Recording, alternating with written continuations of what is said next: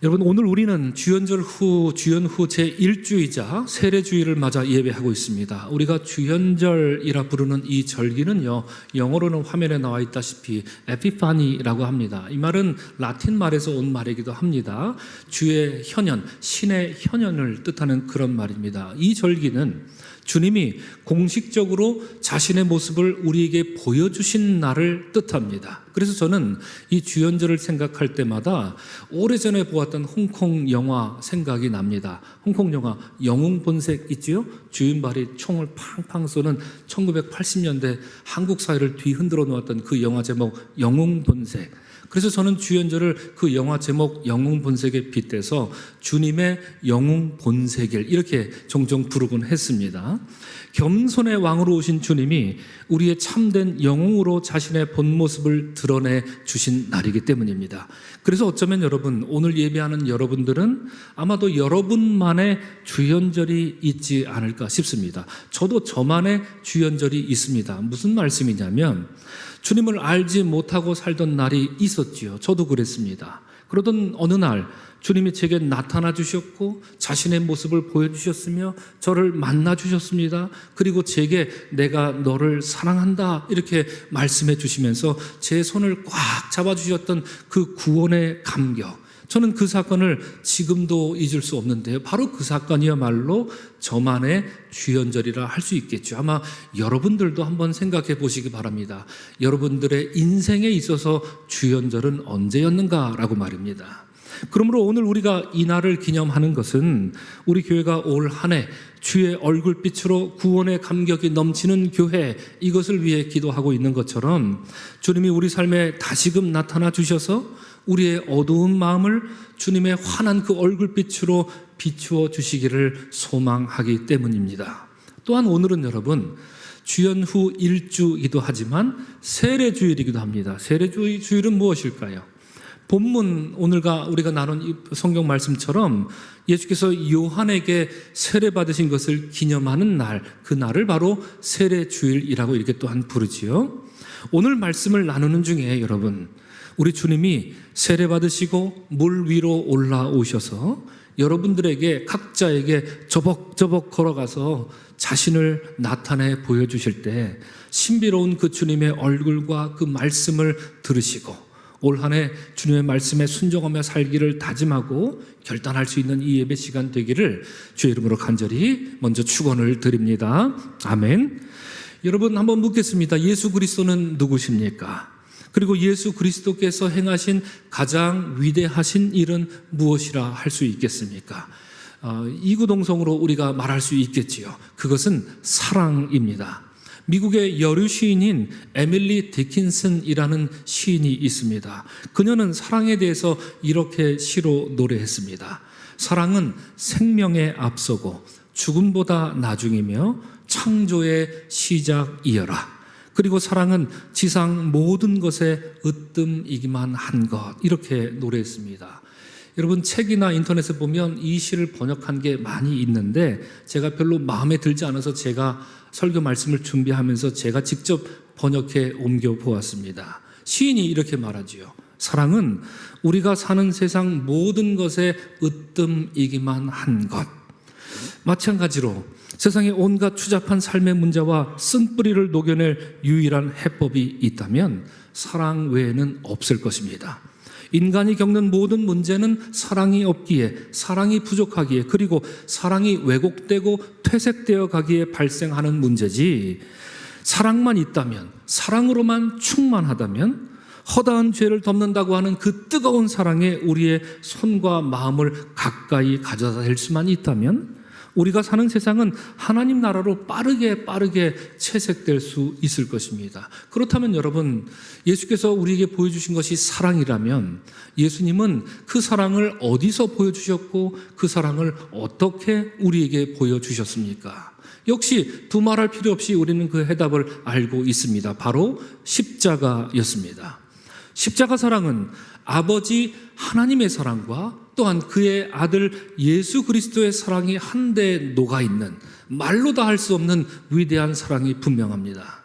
주님의 십자가에서는 여러분 두 개의 거룩한 희생이 맞부딪혀 울리면서 광대한 소리를 내고 있는데요. 그것은 여러분 첫째로 하나님 아버지의 심장과 그리고 둘째로 그의 아들 예수 그리스도의 심장이 마치 오케스트라의 심벌즈처럼 쾅쾅 이렇게 소리를 내면서 저 위대한 구원 교향곡을 완성하고 있기 때문입니다. 바로 그것이 십자가 사건인 것입니다. 여러분, 하나님 아버지가 보여주신 희생과 또한 그의 아들 예수께서 보여주신 희생에는 공통점이 있습니다. 그것은 아버지와 아들 모두 자신의 뜻을 꺾었습니다. 아버지도 그랬고요, 아들도 그랬습니다. 또한 아버지와 아들 모두 자신을 내어주는 희생을 우리에게 보여주셨습니다. 그것을 십자가 사건이라 말할 수 있습니다. 아들이신 예수 그리스도께서는 우리가 잘 알다시피 그가 겟셋마네 동산에서 기도했던 것처럼 내 뜻이 아니라 아버지의 뜻대로 이루어지기를 원하나이다 이렇게 기도하시면서 오직 아버지의 뜻대로 십자가에 달려 자신을 희생하셨습니다. 우리가 잘 알고 우리가 찬양하는 십자가 사건이 바로 예수 그리스도의 이러한 희생 때문 아니었겠습니까? 여러분, 그런데 우리가 이것만 기억하면 그것은 반쪽짜리 십자가 사랑입니다. 그렇다면 여러분, 하나님 아버지는 십자가에서 무엇으로 희생하셨을까요? 하나님 아버지 말입니다. 예수 그리스도는 그 아들 되신 예수님은 십자가에서 자기 뜻대로 하지 않으시고 하나님 아버지의 뜻을 받들어서 십자가를 지셨습니다. 그리고 자신의 생명을 십자가에 드렸습니다. 그것이 예수님의 희생이라고 한다면 바로 그 사건이 일어날 때 아버지 하나님은 무엇으로 희생하셨을까요?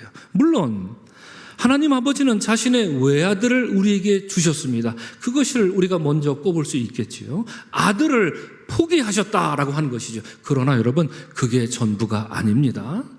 독일의 신학자 위리겐 몰트만이라고 하는 사람은요, 자신의 아들을 십자가에서 죽게 하신 하나님 아버지의 사랑에 대해서 이런 말을 했습니다. 조금 어려운 말 같지만 여러분 한번 같이 새겨보면 좋을 것 같습니다. 이분은 이런 얘기를 했습니다. 십자가에서 아들이 버림을 받을 때 아버지 또한 그 자신을 포기한다. 여러분, 이게 무슨 뜻일까요? 아들이 자신을 내어줄 때, 그래서 아들이신 예수께서 십자가에 달려 있을 때 아버지 또한 자신을 내준다. 이게 무슨 뜻일까요? 아버지가 어떻게 자신을 내줬다는 말일까요? 아들이 자신을 내준 건 분명합니다. 십자가에 달려 있으니 말입니다. 그런데 아버지가 어떻게 자신을 내줬다는 말입니까? 이어서 말합니다. 하나님 또한 아들의 죽음 속에서 아버지 됨의 죽음을 겪는 것이다. 좀 어렵죠. 무슨 말입니까? 여러분, 아브라함이 이삭을 하나님께 바칠 때 그는 아버지 됨을 포기한 겁니다. 세상 천지에 자기 아들을 그렇게 제물로 바친 아버지는 없습니다. 그러므로 아브라함이 이삭을 하나님께 바칠 때는 나는 이제 아버지가 아닙니다 선언한 것과 마찬가지입니다. 아버지 됨을 포기한 것이다. 마치 그와 마찬가지로 모를트만은 이런 얘기를 하는 것입니다. 하나님 아버지께서 자기 아들을 십자가에 못 박아 죽게 하실 때는 나는 이제 저 예수의 아버지가 아니다, 나는 아버지됨을 포기하겠다라고 하는 것을 선언한 것이다 라고 말하고 있는 것입니다. 이 얼마나 위대한 하나님의 사랑이겠습니까? 세상에 아버지됨을 포기하고 자식을 포기할 그런 아버지가 어디 있겠습니까? 그러나 하나님은 그걸 하셨다는 것입니다. 십자가에서 말입니다. 그렇습니다, 여러분. 십자가 사랑은 절대 내어줄 수 없는 것을 기꺼이 내어주는 것, 그것이 십자가 사랑입니다. 우리가 유행가에서 부르듯 그런 사랑과는 전혀 다른 사랑입니다. 자신의 뜻을 버리고 아버지 뜻대로 십자가에서 죽으신 예수 그리스도의 희생, 그리고 아들의 죽음을 보면서 스스로 아버지됨을 포기하신 하나님 아버지의 희생, 이것이 우리가 말하는 십자가 사랑인 것입니다. 내어줌 없이는 희생이라 할 수도 사랑이라 말할 수도 없기 때문입니다. 이처럼 예수 그리스도는 십자가 사건이 내어주는 사건이었고 이로써 사랑을 완성한 것이었다면 오늘 본문에서 예수께서 받으신 세례는 과연 무엇을 의미하겠습니까? 우리에게 말입니다. 예수님이 세례 받으신 것이 우리와 무슨 상관이 있겠습니까? 세례는 무엇이며 예수께서는 왜 굳이 세례를 받으려 하셨을까요? 오늘 예배하는 여러분들 대부분은 세례를 아마도 다들 받으셨을 것입니다. 사도 바울은 골로새서 2장에서 세례에 대해 이렇게 선포합니다. 너희가 세례로 그리스도와 함께 장사되고 또 죽은 자들 가운데서 그를 일으키니 하나님의 역사를 믿음으로 말미암아 그 안에서 함께 일으키심을 받았느니라, 이렇게 말합니다. 그러므로 여러분 기억하십시오. 누군가 여러분들에게 세례의 의미가 무엇입니까? 묻는다면 이렇게 대답하시면 됩니다. 세례는 예수 그리스도와 함께 죽고 예수 그리스도와 함께 살겠다는 다짐입니다. 이것 외에 정답이 없습니다. 더 간단히 기억하시면 이렇게 말하면 됩니다. 세례는 죽음이요 생명입니다. 이렇게 말씀하시면 됩니다.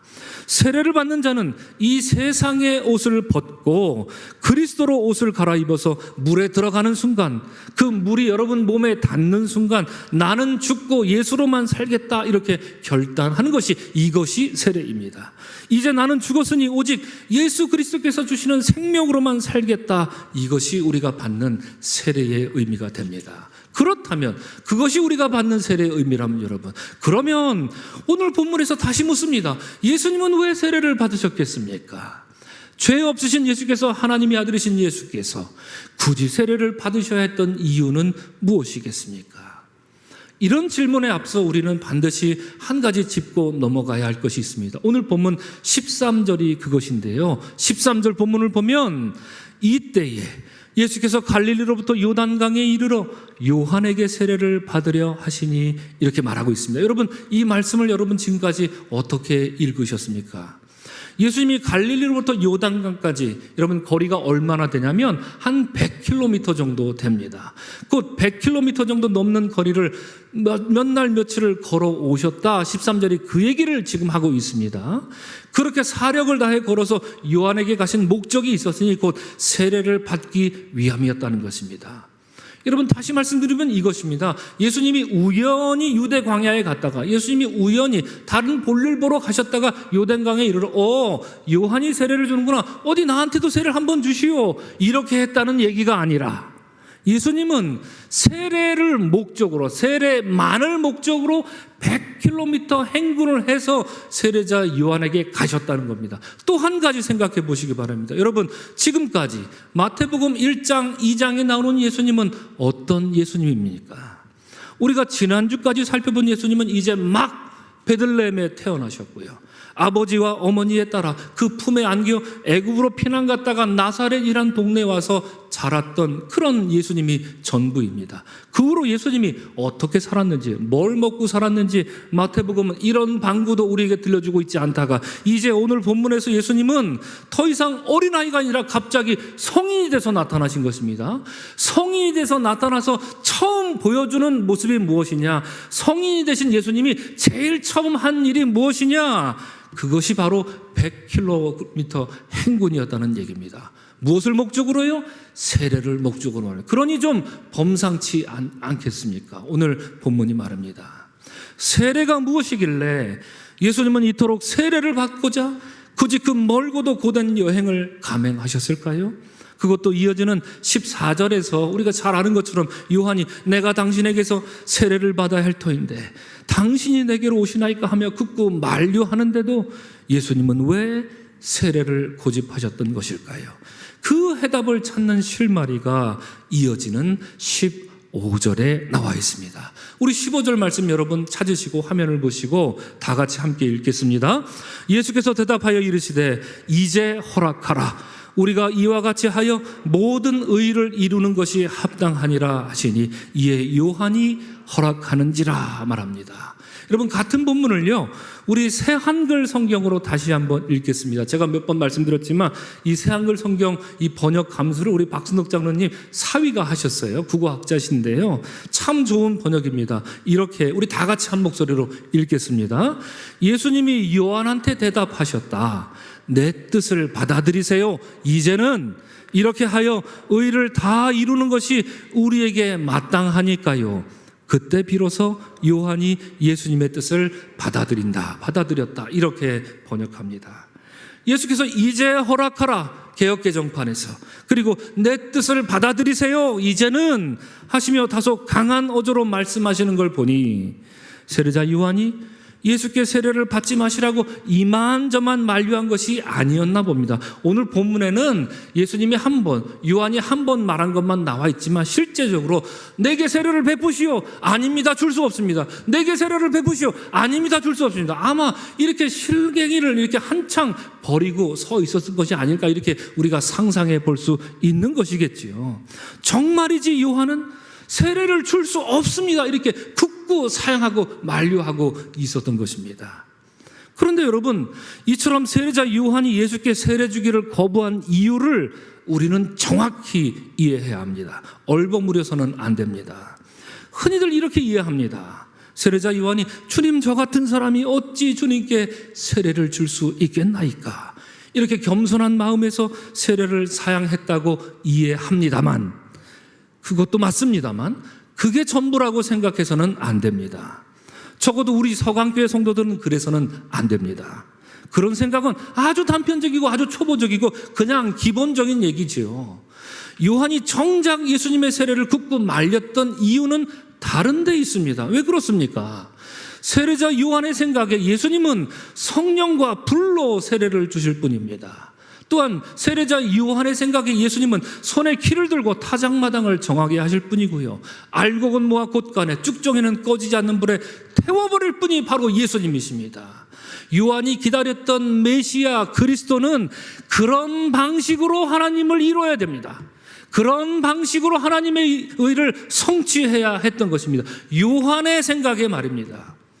자기 죄를 자복하고 물에 들어갔다 나오는 행위는 나약하기 짝이 없는 죄 많은 저 백성들이나 할 일이지 그가 기다리던 메시아가 할 일은 아니었다 하는 것입니다. 그렇기 때문에 예수께서 나는 당신에게 세례를 받아야 합니다. 예수께서 자신의 뜻을 말씀하시는데 그렇게 자신의 뜻을 아무리 말씀하셔도 세례자 요한은 안 됩니다, 안 됩니다, 이렇게 만류하고 있었던 것이지요. 결국 자신의 뜻으로 예수의 뜻을 거부한 것입니다. 하지만 예수께서는 그랬던 요한의 머리로는 도무지 죽었다 깨어나도 이해할 수 없는 전혀 새로운 방식으로 하나님의 의를 이루려 하시는 것입니다. 그것이 예수님의 세례입니다. 그리하여 말씀하신 것이 이제 허락하라. 우리가 이와 같이 하여 모든 의를 이루는 것이 합당하니라 말씀하신 것입니다. 저도 그래서 이 본문을 헬라어에서 우리말로 저도 직접 한번 이렇게 옮겨봤습니다. 이것은 저의 번역입니다. 예수께서 그에게 대답하시기를 이제 그만 날 좀 내버려 두시지요. 내가 세례를 받아야 모든 의가 다 성취되는 것입니다. 그것이 우리에게 마땅한 일입니다. 그제야 요한이 예수님을 내버려 두었다. 이렇게 저는 번역을 해보았습니다.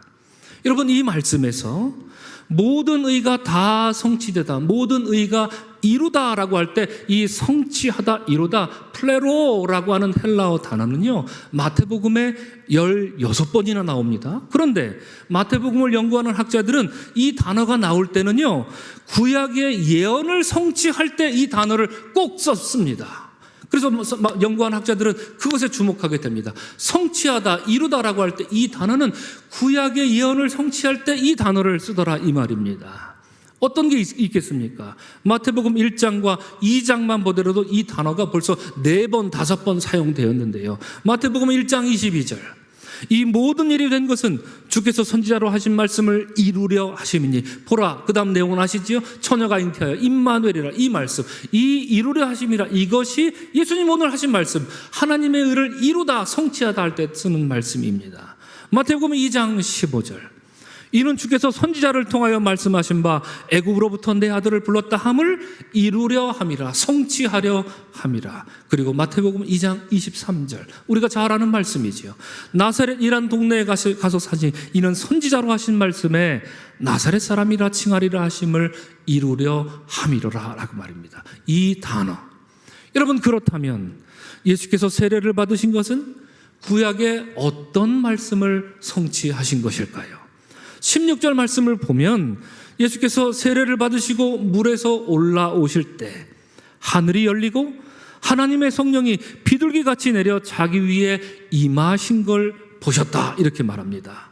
비록 오늘 본문에서 구약 성경이 직접 인용되고 있지는 않지만 여러분 짧게 묘사된 이 본문 말씀을 읽으면 이렇게 세례받는 예수님의 모습을 보면 이것은 구약 성경 창세기 7장과 8장에 나오는 노아의 홍수 사건을 저절로 연상시킵니다. 첫째로 창세기 7장을 보면 하나님이 물로써 세상을 심판하셨을 때 이런 말씀이 나오지요. 물이 불어서 천하의 높은 산이 다 잠겼고 땅 위에 움직이는 생물이 다 죽었다라고 말합니다.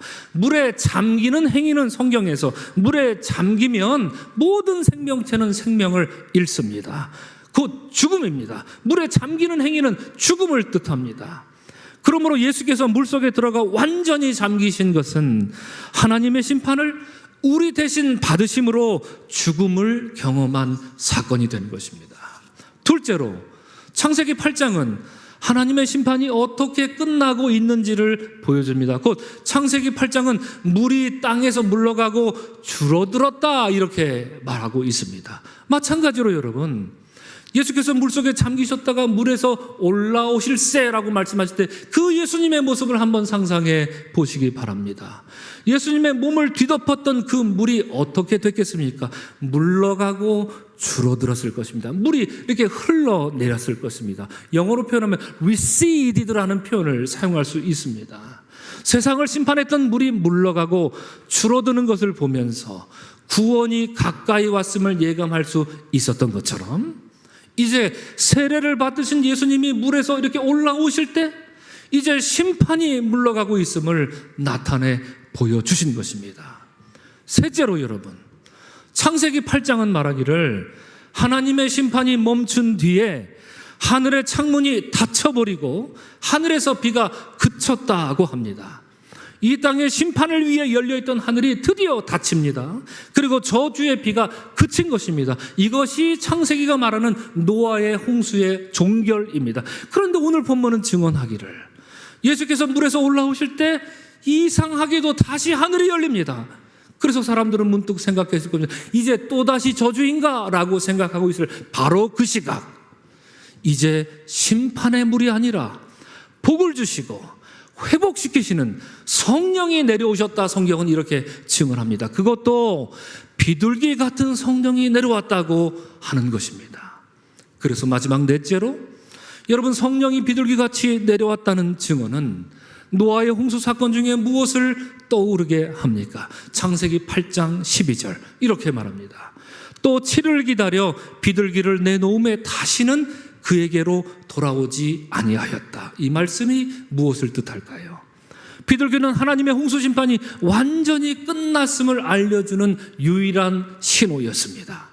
비둘기가 돌아오지 않자 노아는 가족들과 함께 이제 안전하게 방주에서 내려 육지로 올라와 여호와께 제단을 쌓고 번제를 드렸습니다. 그리고 노아가 드리는 그 제단의 향기를 하나님이 기쁘게 받으셨다. 성경이 이렇게 말하고 있는 것입니다. 바야흐로 이제 새로운 언약, 새로운 구원의 시대가 활짝 열린 것입니다. 그러므로 여러분, 비둘기 같은 성령이 예수께로 내려왔다는 것은 이제 하나님의 심판을 거두시고 예수 그리스도로 인해 새로운 언약과 새로운 구원의 역사가 시작되었음을 알려주는 것입니다. 그리하여 오늘 그 옛날 이사야가 말했던 것처럼 오늘 송윤관 권사님이 읽어주신 그 본문 말씀, 이사야서 42장, 내가 붙드는 나의 종, 내 마음에 기뻐하는 자 곧 내가 택한 사람을 보라. 내가 나의 영을 그에게 주었은즉 그가 이방에 정의를 베풀리라. 이렇게 이사야가 예언했던 것처럼 오늘 본문 17절을 보면 하늘로부터 소리가 나기를 이는 내 사랑하는 아들이요 내 기뻐하는 자라 했던 것입니다.